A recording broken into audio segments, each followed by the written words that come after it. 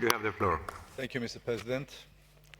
Let me start by saying that it would have been more constructive if our interventions today were heard by the Georgian delegation, giving them the opportunity to respond.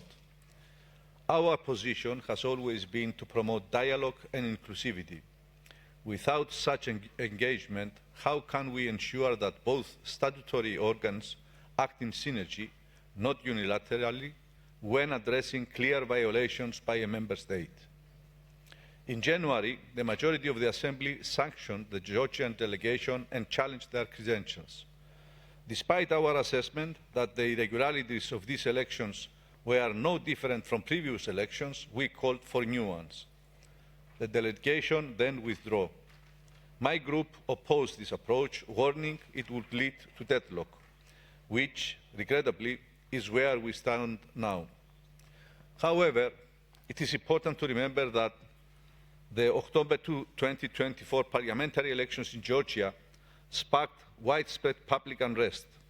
While opposition parties denounced the vote as fraudulent, the government maintained that it was conducted lawfully.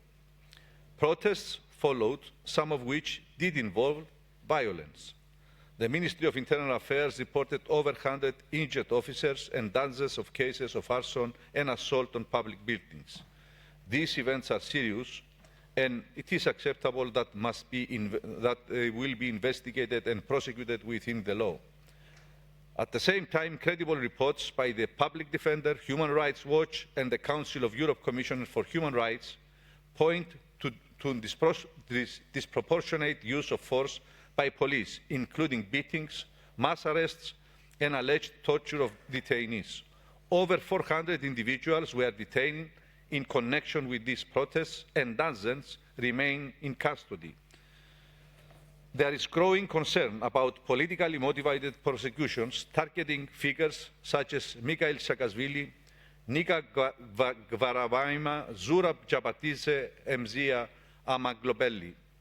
We must uphold the principle of equal justice. Violence by protesters cannot justify systemic repression, nor can public protesters, not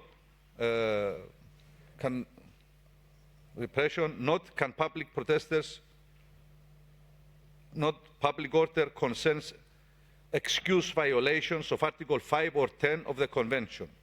Georgia, like all Council of Europe member states, is obliged to safeguard the right to peaceful assembly, fair trial, and humane treatment in detention.